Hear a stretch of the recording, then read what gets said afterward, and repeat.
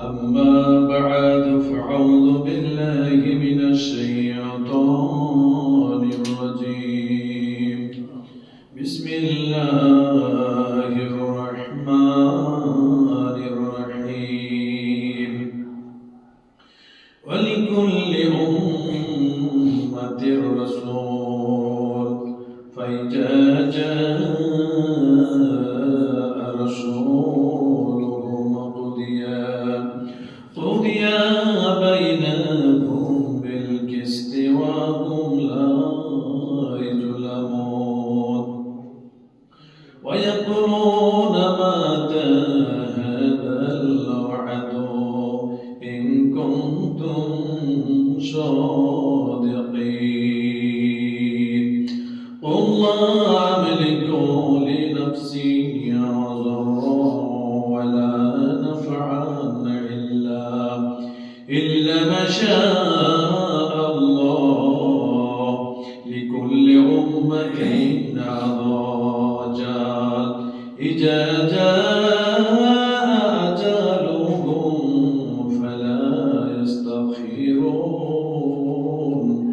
فلا يستأخرون ساعة ولا يستقدمون.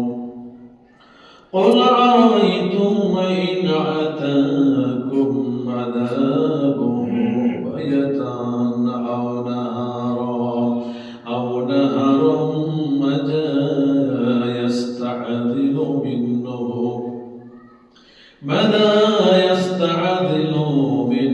المجرمون. بارك الله لكم في القرآن العظيم. بالآيات وذكر الحكيم فإنا مترجعة قالوا مالك الرؤوف الرحيم.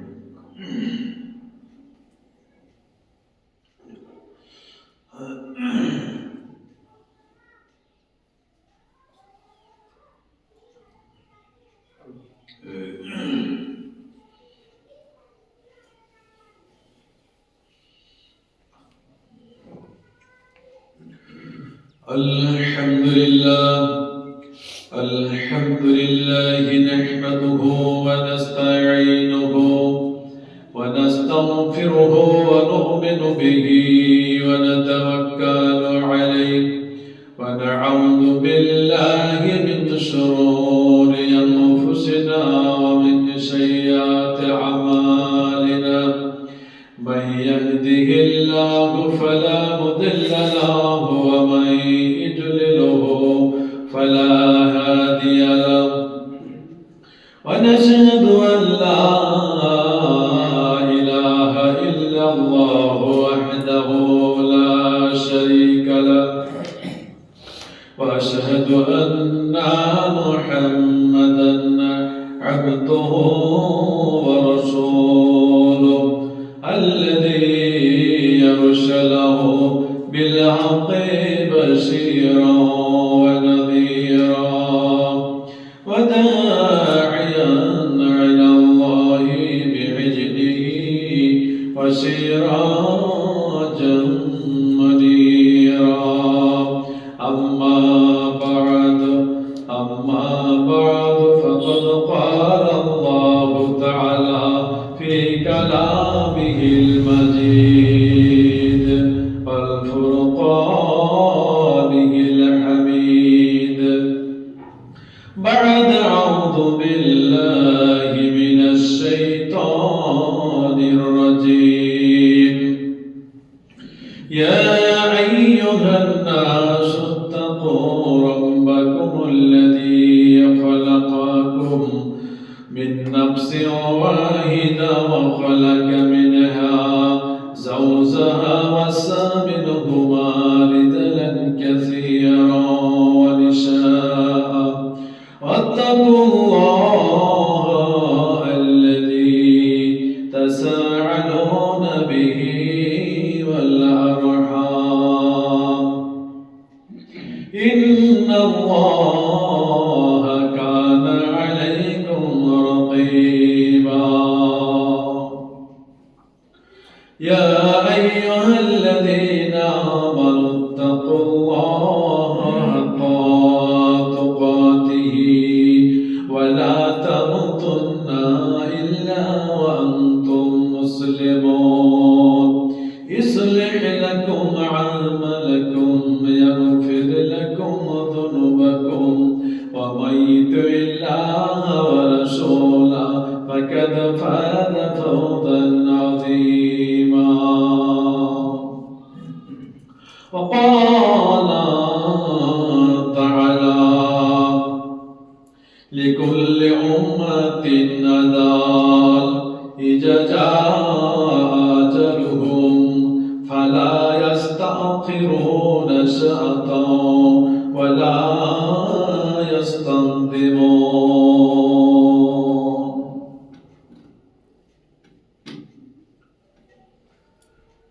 সমস্ত প্রশংসা গুণগান তাসবিহ জিকির ইবাদত বন্দেগী একমাত্র সেই মহান সৃষ্টিকর্তার, যিনি আমাদেরকে এখন পর্যন্ত সুস্থ রেখে পবিত্র মসজিদ আল্লাহর ঘরে আসার সুযোগ করে দিয়েছেন। তার সাথে সাথে কোরআনুল কারীমের কিছু কথা বলার এবং শোনার যে আল্লাহ সৃষ্টি করে সুযোগ করে দিলেন, সে আল্লাহরই আমরা সবাই শুকরিয়া আদায় করব। আমরা সবাই বলি আলহামদুলিল্লাহ। দরুদ ও সালাম বর্ষিত হোক সেই রাসূলের উপরে, যিনি হলেন দুই জাহানের ইহকালের নবী, পরকালের নবী এবং সমস্ত নবীদের ইমাম। আজকে পৃথিবীতে মানুষ কেউ 5 ওয়াক্ত নামাজের ইমাম, কেউ জুম্মা মসজিদের ইমাম, কেউ আবার ঈদের নামাজের ইমাম। কিন্তু আমাদের রাসূল তিনি হলেন সমস্ত নবীদের ইমাম। তাহলে তিনি কত বড় দামি মানুষ। আদম থেকে শুরু করে ঈসা পর্যন্ত যত নবী এবং রাসূল পৃথিবীতে এসেছিলেন, তিনি সমস্ত নবীদের ইমাম। তিনি এত বড় দামি মানুষ, এত বড় দামি নবী এবং রাসূল। সেই রাসূলেরই আমরা উম্মত। এমন একজন সম্মানিত, যিনি সমস্ত নবীদের ইমাম, তিনি এত বড় সম্মানিত নবী, সম্মানিত মানুষ, সম্মানিত রাসূল। সেই নবী, সেই রাসূলের আমরা উম্মত হতে পেরে আমরা ধন্য। সেই রাসূলটা আমাদের সকলের দোয়া। আমরা সবাই সাল্লাল্লাহু আলাইহি ওয়াসাল্লাম। আমি আপনাদের সামনে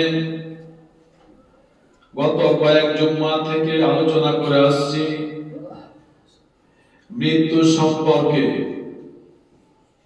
যে মৃত্যু প্রত্যেকটা মানুষের সাথে একবার করে মোলাকাত করবে, মোলাকাত করে সঙ্গে করে পৃথিবী থেকে নিয়ে চলে যাবে। মওত হচ্ছে একটা গাড়ি, একটা যানবাহন। আমরা উঠে চড়ি বা ঘোড়ায় চড়ে, আগে মানুষ যেত, এখন মানুষ ইঞ্জিনে যাচ্ছে। কেউ হোন্ডায়, কেউ ট্রেনে, কেউ হেলিকপ্টারে, কেউ জাহাজে। আপনি হোন্ডায় চড়ে চাঁপাইনবাবগঞ্জ যেতে পারবেন, হেলিকপ্টারে চড়ে আপনি ঢাকা যেতে পারবেন, বিমানে চড়ে সারা পৃথিবীর যে কোনো দেশ যেতে পারবেন। কিন্তু মত এমন একটা যানবাহন, এই যানবাহনে যে চড়বে সে সরাসরি আল্লাহর সাথে মোলাকাত হয়ে যাবে, এই জগৎ থেকে অন্য জগৎ চলে যাবে। মত এমন একটা জিনিস, মত একটা যানবাহন, মত একটা মাখলুক, মত একটা জন্তু।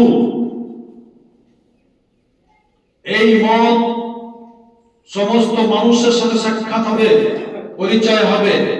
এই মতের একদিন মত হবে, এই মতের একদিন মত হবে যখন জান্নাত এবং জাহান্নাম, মানুষ জান্নাতি, মানুষরা জান্নাতি সব চলে যাবে, জাহান্নামী মানুষরা জাহান্নামে চলে যাবে। তখন জান্নাত এবং জাহান্নামের মধ্যখানে এই মত নামক জন্তুটা, যেই মতের উপরে চড়ে মানুষরা ইহকাল থেকে পরকালে জগৎ চলে গেছে, এই মত নামক জন্তুটা, এর চেহারা হবে সাদা কালো চাকরা বাকরা। সেই দিন কান ধরে এনে জান্নাত এবং জাহান্নামের মধ্যখানে মতকে জবেহ করে দেওয়া হবে, আর বলা হবে, ও জান্নাতীরা তোমরা তাকাও আমি আল্লাহ কি করছি, ও জাহান্নামীরা তোমরা তাকাও আমি কি করছি। দিয়া ওই মত নামক জন্তুটাকে কান ধরে টেনে এনে জান্নাত এবং জাহান্নামের মধ্যখানে জবেহ করে দেওয়া হবে। মত একবারে ছটফট করতে করতে, লটপট করতে করতে মরে যাবে। আল্লাহ বলবে, ও জান্নাতীরা তোমরা নিশ্চিত হয়ে যাও, তোমাদের আর মত হবে না, জান্নাত থেকে তোমাদের আর বের হতে হবে না। ও জাহান্নামীরা, জান্নাতীরা খুশি হয়ে যাবে। আর যখন জাহান্নামীদেরকে বলা হবে, ও জাহান্নামীরা দেখো তোমাদের চোখের সামনে মতকে জবেহ করে দিলাম, মতের মত হয়ে গেল, আর কোনদিন কারো মত হবে না। তখন জাহান্নামীরা হতাশা হয়ে যাবে। জাহান্নাম শুধু কষ্টের জায়গা, হতাশার জায়গা, নার্ভাসের জায়গা। তো এই মত একটা যানবাহন, মত একটা গাড়ি। এই মতের একদিন এই মত নামক যানবাহনে যতজন চড়বে সবাই আল্লাহর সাথে মোলাকাত হয়ে যাবে। মতেরও একদিন তাহলে মত হবে। মত একটা যন্ত্র না।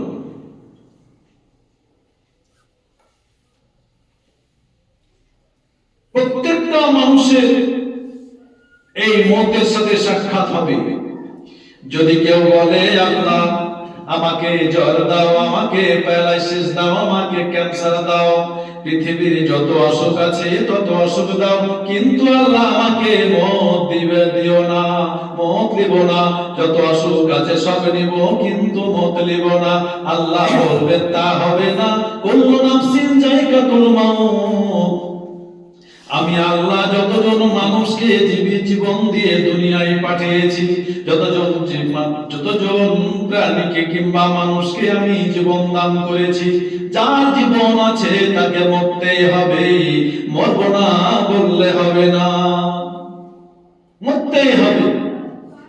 মত ছাড়া কোনো উপায় নাই।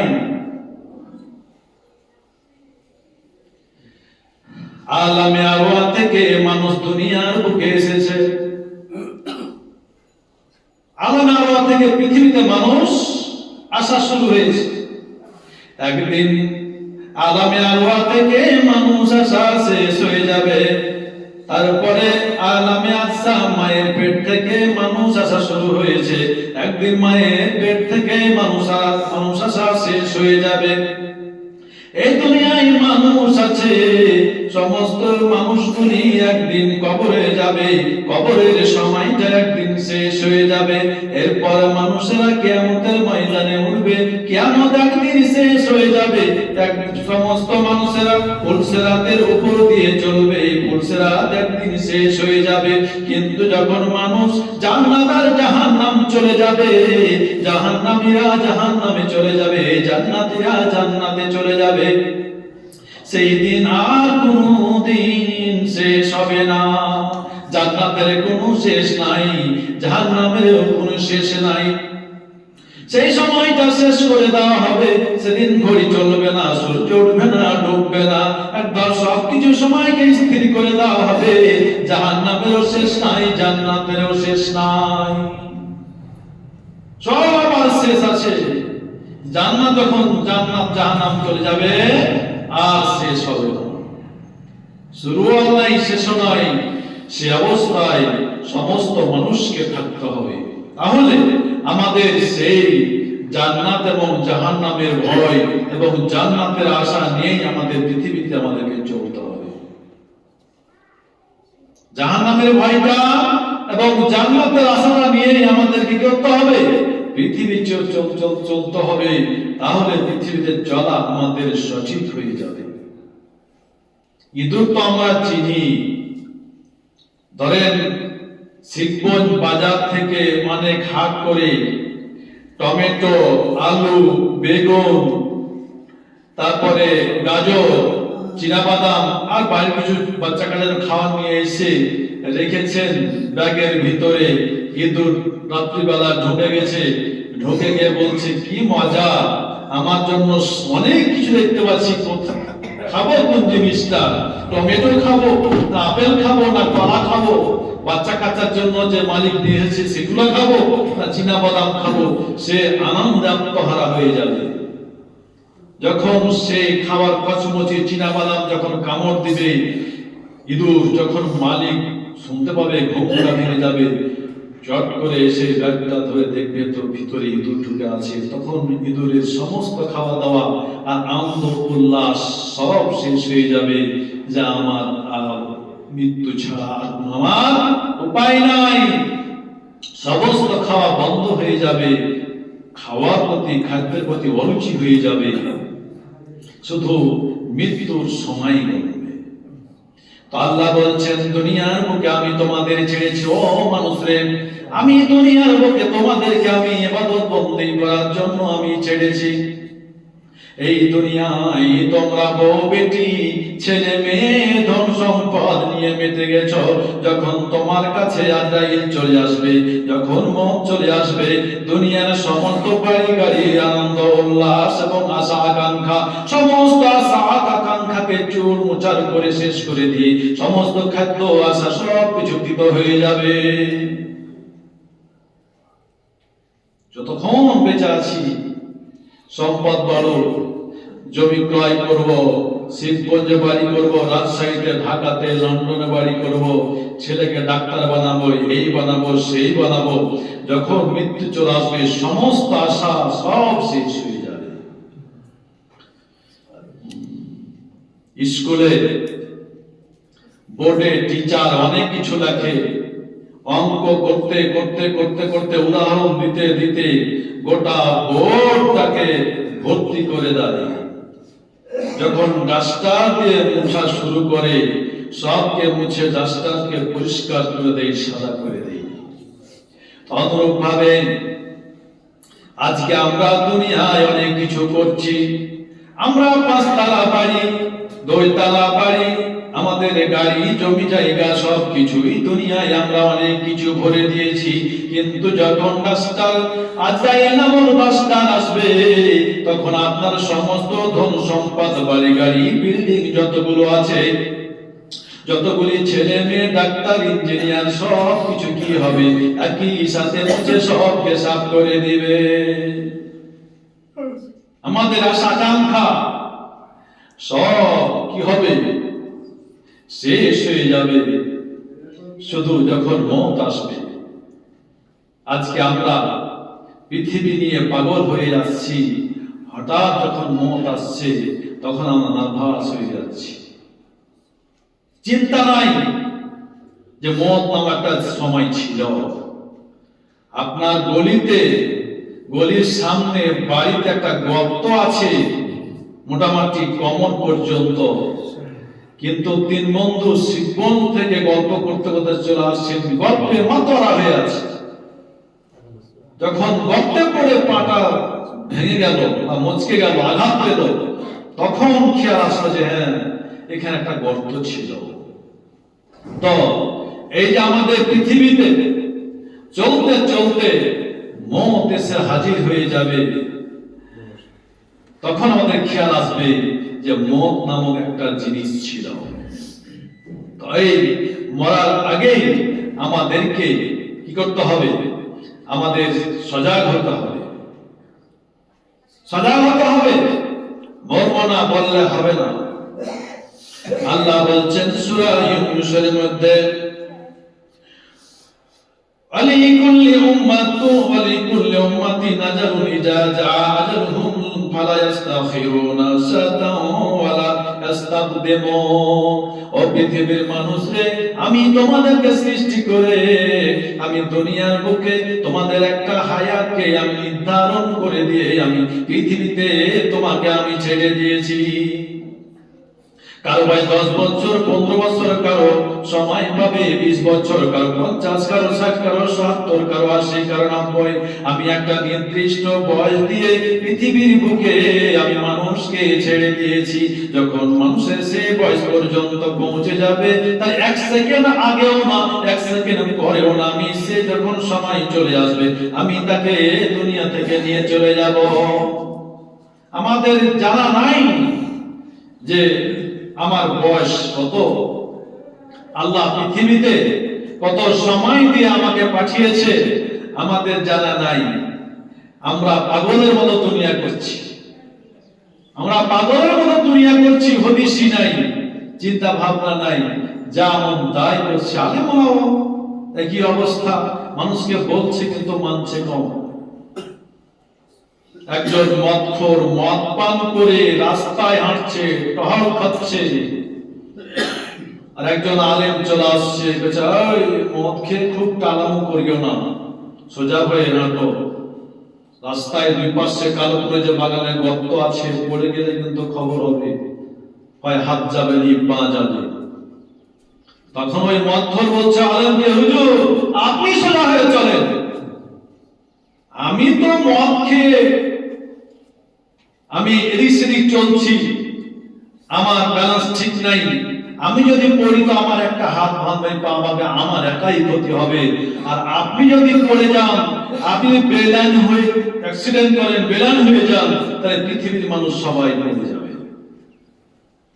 তো আজকে আমরা আলেম ওলামা হয়েছি, কথা বলছি ভালো, কিন্তু কোনটা সঠিক কোনটা বেঠিক এটা বলছি না। কেন বলছি না? মানুষ হয়তো আমার কথায় দুঃখ পাবে, আমার ব্যবসা চলবে না, আমাকে মানুষ গ্রহণ করবে না। অধিকাংশ মানুষ দিন থেকে সরে গেছে। ইমাম বুখারী আলাইহি রাহমাহ, আসলে মদ চাওয়া যায় না, রাগ করে কষ্ট পেয়ে বলেন যে আল্লাহ আমাকে নিয়ে নাও, গুনাহ হবে। রাগ করে আঘাত পেয়ে যদি কেউ মদ চায় তাহলে গুনাহ হবে। কিন্তু সাধারণ অবস্থায় আপনার কোনো চিন্তা নাই, দুনিয়ার দিকে তাকিয়ে যদি বলেন যে আল্লাহ আমি আর বেশি থাকতে চাই না, আমাকে নিয়ে নাও, তাহলে অসুবিধা নেই, আল্লাহর কাছে চাওয়া যায়। ইমাম বুখারী আলাইহি রাহমাহ উনি গভীর রাত্রে উঠে 2 রাকাত নামাজ পড়ে দোয়া করছেন, আল্লাহর কাছে দোয়া করছেন, ইয়া রাব্বাল আলামিন, তুমি এই পৃথিবীটা বর্তমানে বেঈমানদের জন্য বড় প্রশস্ত করে দিয়েছো, ঈমানদারদের জন্য পৃথিবীটা একবারে সংকীর্ণ হয়ে গেছে। এই পৃথিবীতে ঈমানদার মানুষের জন্য চলা বড় কষ্ট হয়ে গেছে, বড় কঠিন হয়ে গেছে।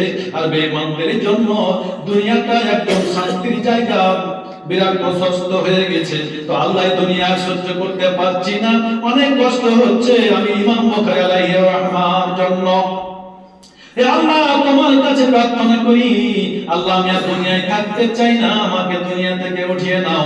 যখন ইমাম বুখারী আলাইহি রাহমাহ ফজরের নামাজ পড়ার আগে দোয়া করছেন, এরপর ফজরের নামাজ পড়ার পর দুনিয়া থেকে বিদায় হয়ে গেলেন। উমর ফারুক রাদিয়াল্লাহু তাআলা আনহু তিনি দোয়া করছেন আল্লাহর কাছে, যে আল্লাহ তুমি আমাকে শহীদি মরণ দাও। মানুষকে শহীদ হওয়ার তামান্না থাকতে হবে অন্তরে, আর না হলে শহীদি মরণ চাইতে হবে। আপনি যদি এতটুকু করতে না পারেন, শহীদি মরণটাও চাইতে না পারেন, তারপরে মারা যান, আপনার মৃত্যুটা হবে মুনাফিকের মৃত্যু। আর প্রত্যেকটা মুসলমানের ভিতরে থাকতে হবে শহীদি তামান্না, আর না হলে কমপক্ষে চাইতে হবে আল্লাহ আমাকে শহীদি মরণ দিও। ওমর রাদিয়াল্লাহু তাআলা আনহু আল্লাহর কাছে দোয়া করছেন, ইয়া রাব্বাল আলামিন, ইয়া আল্লাহ, আমি ওমরের তুমি শহীদি মরণ দিও। যারা সঙ্গী আছে, পাশে বসা আছে, ওনারা বলছে, ইয়া আমিরাল মুমিনিন, আপনি যে আল্লাহর কাছে প্রার্থনা করেছেন, শহীদের মৃত্যু চাইছেন, আর তো যুদ্ধ হবে না মক্কাতে আর মদিনাতে, বালাদুল আমিন বলে এই দুইটা শহরকে নিরাপদের শহর বানিয়ে দিয়েছেন। এখানে কোনো যুদ্ধ হবে না, এখানে কোনো তরবারি দিয়ে আঘাত করা কই চলবে না, একদম নিরাপদ ঘোষণা করে দেওয়া আছে। তাহলে আপনি শহীদ কিভাবে হবে? আর তো হবে না যুদ্ধ মক্কাতে, মদিনা তো হবে না, আপনি শহীদ হতে যাচ্ছেন, তো শহীদ কিভাবে হবে? ওমর রাদিয়াল্লাহু তাআলা বলছেন, ও আমার সঙ্গীরা, তোমরা শুনে নাও, আমি চাইছি আল্লাহর কাছে এমন জিনিস নাই যে সেখানে চেয়ে পাওয়া যাবে না, আল্লাহর কাছে এমন জিনিস নাই যে চাওয়া যাবে না। আমি আল্লাহর কাছে চাইছি, আল্লাহর কাছে এমন জিনিস নাই যে আল্লাহ দিতে পারেন না। যদিও যুদ্ধ বন্ধ হয়ে গেছে, যদিও শান্তি ঘোষণা হয়ে গেছে, আল্লাহ ইচ্ছা করলে, আমি দোয়া করেছি আল্লাহর কাছে শহীদ হওয়ার জন্য, আল্লাহ আমাকে শহীদ করে দিতে পারে, দোয়া করলেন। তারপরে ফজরে নামাজ পড়া হয়েছে, আর একজন হতভাগা আবু লুলু নামে এক ব্যক্তি ওমর রাদিয়াল্লাহু তাআলা পিছন থেকে ছুরি আঘাত দিয়ে তিনি দুনিয়া থেকে বিদায় হলেন, শহীদ হয়ে গেলেন। তাহলে মৃত্যুর জন্য দোয়া করা যায়, তবে কোনো দুঃখে পড়ে, ক্ষোভে, রাগে মৃত্যু চাওয়া যাবে না। আপনি সাধারণভাবে ভালো অবস্থায় আছেন, যে আল্লাহ এই ফিতনা জামানায় আমি থাকতে চাই না, এই দোয়া করতে পারেন। তো যাও, মৃত্যু একদিন আসবে, আমাদের জীবনের একদিন শেষ ঘটবে। আল্লাহ আমাদের একটা নির্দিষ্ট মেয়াদ দিয়ে দুনিয়ায় পাঠিয়ে দিয়েছেন, আমাদের হাতে সুতা বেঁধে দিয়ে যখন সময় হবে তখন আজাইল সুতা ধরে সেদিন টান দিবে। আমাদেরকে দুনিয়া ছেড়ে আমাদেরকে যেতেই হবে, যাব না বললে আমাদের হবে না। দেখেন, ইহকাল এবং পরকাল, ইহকালের তিনটা স্তর, পরকালের তিনটা স্তর। আমরা ইহকালের স্তর শেষ করে এসে আমরা সামনে দাঁড়িয়ে গেছি, আমাদের কবর পাশে চলে এসেছি, আমাদের সামনে কবর দাঁড়িয়ে আছে, শুধু আমাদের শুধু খাটটা আসতে বাকি, ইমাম আসতে বাকি। আমরা শেষ সময় চলে এসেছি, এরপর আমরা কবরে চলে যাব, কবর আমাদের নিয়ে চলে যাবে। তারপর আস্তে আস্তে আমাদেরকে একের পর এক আমাদের আমল অনুযায়ী জান্নাত এবং জাহান্নাম, জান্নাত এবং জাহান্নাম আমাদের সামনে অপেক্ষা করছে। তাই আমাদের সেই মরণকে স্মরণ করে পৃথিবীতে চলতে হবে। তো মওতটা তো সহজ নয়, মওতটা অত সহজ নয়। আমরে বিন আস রাদিয়াল্লাহু তাআলা আনহু মওতের যন্ত্রণা কত, যখন কোনো ব্যক্তি মৃত্যুর শয্যায় শায়িত, মৃত্যুর জন্য প্রহার করে, এমন লোকের কাছে গিয়ে সকাল সন্ধ্যা দেখা করতেন যে মৃত্যুর যন্ত্রণা কেমন, দেখার জন্য মৃত্যুর কষ্টটা কেমন। যখন শুনতেন যে ওনার অবস্থা ভালো নয়, হয়তো অল্প সময়ের মধ্যে চলে যেতে পারেন বা কয়েকদিনের মধ্যে চলে যেতে পারেন, তখন ওই মৃত্যুর যন্ত্রণা দেখার জন্য উনি সকাল সন্ধ্যা উনি দেখা করতে যেতেন। এরপর যখন ওনার মৃত্যুর সময় চলে আসলো, তখন ছেলেকে ডেকে বলছে, ও ছেলে বলো তা আমি কেমন মানুষ ছিলাম, আমি কেমন ছিলাম, মানুষরা আমাকে কেমন ভালোবাসতো। আমরে বিন আস এই কথা সন্তানদেরকে বলছেন। সন্তানরা বলছেন, যে আব্বাজান আপনি কেন নার্ভাস হয়ে যাচ্ছেন, এই মুহূর্তে আপনি কেন নার্ভাস হচ্ছেন? আপনার তো বিদায়ের পালা চলে এসেছে, বিদায় হওয়ার উপক্রম হয়ে গেছে, আপনি এখন কেমন কষ্ট পাচ্ছেন? আমরে বিন আস দুনিয়া থেকে বিদায় নিয়ে নেবেন, এই মুহূর্তে ছটফট করছেন, ছেলের দিকে তাকাচ্ছেন, পরিবার দিকে তাকাচ্ছেন, আসমানের দিকে তাকাচ্ছেন। মানুষ যখন মৃত্যু বরণ করে তখন 6টা জিনিস এসে হাজির হয়। সমস্ত সম্পদ এসে হাজির হয়, যত আত্মীয় আছে আত্মীয়রা এসে হাজির হয়। আপনি সম্পদ যেভাবে তৈরি করেছেন, কোথা থেকে রাস্তা রাখা হয়, সমস্ত কিছু সেখানে হাজির করা হয়। তখন ওই সময় যেতে একটু কষ্ট হয়, সবার দিকে তাকা দেবেন, ডানে বামে তাকাবে, উপর দিকে তাকাবে। ঠিক আমরে বিন আসের এই অবস্থা হয়েছে। তখন ছেলে বলছে, আব্বা আপনি এখন কেমন অবস্থায় আছেন, কেমন কষ্ট পাচ্ছেন? আমরে বিন আস বলছে, হে আমার ছেলে, আমি এমন কষ্ট পাচ্ছি যে আমি না আছি আসমানে আর আমি না আছে জমিনে, এমন অবস্থায় মনে আছে। আর যেন খেজুরের কাঁটাগুলি আমার দেহের মধ্যে ছিদ্র করতে আছে, গোটা দেহটাকে খেজুরের কাঁটা দিয়ে ছিদ্র করতেছে। এমন কষ্ট হচ্ছে যে কষ্ট যন্ত্রণায় মানে কোথায় আমি আছি, মুসকে হারিয়ে ফিরেছি, বলছে আমি আসমানে না, আসমানেও নাই, জমিনেও নাই, আমি যেন ঝুলন্ত অবস্থায় আছি। আর আমাকে যেন খেজুরের কাঁটা দিয়ে ছিদ্র বারবার ছিদ্র করতে আছে গোটা বডিটা। তাহলে মৃত্যুর যন্ত্রণা কত কঠিন, মৃত্যু অত সহজ নয়। লা ইলাহা ইল্লাল্লাহ ইন্না লিল মাউতি সাকারাত, আল্লাহ ছাড়া কোনো মাবুদ নাই। আর মৌতের যন্ত্রণা খুব কঠিন, মৌতের যন্ত্রণা খুব কঠিন। আল্লাহ ছাড়া যেমন কোনো মাবুদ নাই, যন্ত্রণা ছাড়া, কষ্ট ছাড়া মৌত নাই। মৌতের যন্ত্রণা আছেই। আল্লাহ রাসূল যখন দুনিয়া থেকে চলে যাবেন, মা আয়েশা সিদ্দিকা রাদিয়াল্লাহু তাআলা আনহার কোলের উপরে মাথাটা আছে, পাশে একটা পানির পাত্র আছে। আল্লাহ রাসূল সেখানে হাত ধরছেন আর দুহাত এভাবে করে মুখে মাসেও করছেন আর বলছেন, আল্লাহ সাকরাতিল মাউত ওয়া সিদ্দাতুল মাউত ওয়া আমারাতিল মাউত, এই তিনটা শব্দ বারবার বলতে আছেন। আর ওই পানির পাত্রে হাত ঘোরাচ্ছেন আর হাত দুটিকে মাসাজ করে মুখে মালিশ করছেন আর বলছেন, নিশ্চয় মতের কিন্তু যন্ত্রণা আছে। তা আল্লাহ রাসূলকেও মতের কষ্ট ছাড় দেওয়া হয়নি। তবে মতটা সবারই একরকম হবে না, আমল অনুযায়ী হবে। পরকালটাও ঠিক যার যেমন আমল তার তেমন হবে। একজন রাখাল বাড়ির মালিকের গরু চড়ায়, বাড়িতে থাকে, তো বাড়ির মালিক ধরেন টিক্কার ব্যবসা করে, ঢাকা যাওয়া আসা করে। তো রাখাল বলছে, ও মালিকের চাচা বলে, চাচা আমাকে একটু ঢাকা নিয়ে যান তো, আমি গরিবের ছেলে, আমি কোনদিন ঢাকা দেখি, ঢাকা বড় দেখার বড় শখ, তো আমাকে ঢাকা নিয়ে যাবে না। বলছে, তুই রাখাল ছেলে, মূর্খ মানুষ, ঢাকায় যেই আর কি করবি? বলছে, না চাচা একটু নিয়ে চলেন, ঢাকাটা দেখবো, দেখার বড় সাথ। ঠিক আছে চল।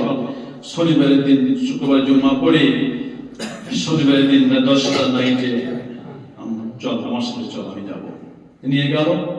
ধরেন ঢাকা গেছে, দেখছে ঢাকা মিরপুর 2-এ সেখানে একটা বিরাট মঞ্চ, অনেক মানুষ আনন্দ উল্লাস করছে। আর একটা মানুষ খুব সাজিয়ে গুজিয়ে ঘোড়ার উপর নিয়ে ঘুরছে, লোকটা খুব কাঁদছে। যে ঘোড়ার উপরে আছে সে লোকটা খুব কাঁদছে, আর জনগণ তালি মারছে আর ঢোল বাজছে আর গান বাজছে আর নাচছে, ঘুরছে, আনন্দ উল্লাস। তখন বলছে, চাচা কি ব্যাপার, সবাই আনন্দ উল্লাস করছে, একটা মানুষ খালি কাঁদছে, কারণটা কি? বলছে, এর বাংলাদেশে একটা নিয়ম আছে যে এখানে 5 বছর যে রাজা হবে, 5 বছর পর যখন তার মেয়াদ শেষ হয়ে যাবে, তখন তাকে সুন্দরবনের মধ্যখানে হেলিকপ্টার দিয়ে ফেলে দেওয়া হবে। তো এখন যারা আনন্দ উল্লাস করছে, এরা মানে নতুন রাজার মুখ দেখবে, এই জন্যই তারা আনন্দ উল্লাস করছে। আর নিশ্চিত মত ওকে সুন্দরবনের মধ্যখানে গিয়ে ফেলে দিবে হেলিকপ্টারে করে, তাকে বাঘের সিংহতে ছিঁড়ে খেয়ে নিবে, এই ভয় সে খাচ্ছে। তো বলছে চাচা আমি রাজা হইতে পারবো না। ধুর খ্যাপা, এতগুলো বিপদ দেখার পরে তো রাজা হওয়ার মন জাগে? বলছে না চাচা, রাজা হলে তো বলেন, দেখে মানুষ বলি কোন জায়গাতে বললে আমি রাজা হতে পারবো দেখেন। তো ঠিক আছে, তোদের ভয় নেই। শেষ পর্যন্ত রাজা বানানো হলো। এবার যখন রাখা রাজা হয়ে গেল, এবার করলো কি, যে জায়গাতে ফেলবে একটা নির্দিষ্ট জায়গা আছে, ওই জায়গাতে বললো যে প্রথম ওখানে শিক্ষা প্রতিষ্ঠানগুলো কিছু তৈরি করো, তারপর সেখানে ক্যান্টনমেন্ট তৈরি করো, সেখানে ক্যাম্প তৈরি করো, সেখানে বিভিন্ন কলকারখানা তৈরি করো। এই করতে করতে কিছু লোক সেখানে শিক্ষিত মানুষদের পাঠিয়ে দেওয়া হলো, সেখানে একটা শহর তৈরি হয়ে গেল। এবার যখন ওই রাখাল দেশ চালাচ্ছে, 5 বছর হয়ে গেল, তাকে নিয়ে গিয়ে ওই জায়গাতে ফেলে দিল। তো যেখানে ফেলো শহর, চতুর্দিকে প্রাচীর দেওয়া আছে, প্রোটেকশন ওয়াল দেওয়া আছে, মধ্যখানে প্রতিষ্ঠান, মেডিকেল, সবকিছু ব্যাংক, সবকিছু ওখানে আছে। তার কি আপনার চিন্তা আছে? তাহলে 5 বছর শেষে যখন তাকে ফেলা হবে, যাওয়ার দিন আর কাঁদবে না, সে হাসবে যে আমাকে এমন এক জায়গায় ফেলবে সেখানে একটা শহর।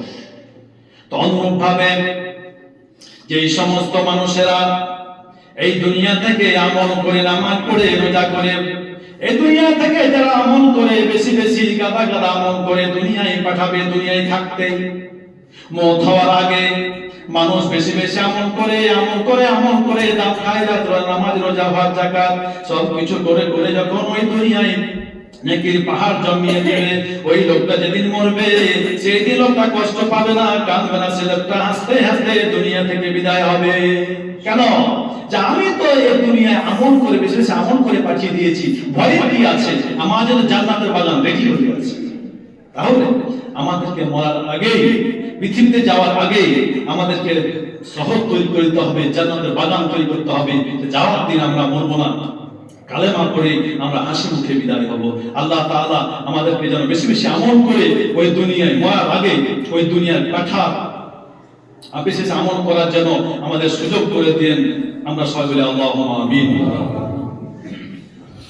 মরার দিন যেন আমরা না কাঁদি, এরকম প্রস্তুতি নিয়ে পূর্ণ ঈমানদার হয়ে যেন মরতে পারি। আল্লাহ তুমি ঈমানদার হিসেবে আমাদের কবুল করো। আমরা সবাই বলি আল্লাহুম্মা আমিন। আল্লাহ আমাদের মৃত্যু যন্ত্রণা কঠিন, মরার সময় আমাদের কষ্ট দিয়ে না, সহজভাবে আমাদের মৌতটা, আমাদের হায়াতটা, আমার জীবনটা নিয়ে আমরা সবাই বলি আল্লাহুম্মা আমিন। আমাদের আত্মীয়-স্বজন অনেক মারা গেছে, আল্লাহ তুমি তাদের কবরটাকে তুমি নূরে মানোয়ার করে দাও। আমরা সবাই বলি আল্লাহুম্মা আমিন। 2 ব্যক্তি দোয়া চেয়েছে, এক ব্যক্তি 1000 টাকা দিয়েছে, তার জন্য দোয়া চেয়েছে। আর এক ব্যক্তি আপনাদের মসজিদে অনেক সহযোগিতা করে, নাকি একটা বাড়ি আছে, সে বাড়ির ভাড়া সম্পূর্ণ মসজিদ, আচ্ছা নাকি মসজিদের সব সহযোগিতা করে। তো উনি দোয়া চেয়েছেন এবং 1000 দান করে তাদের দোয়া করেছে। আমরা বিশেষ করে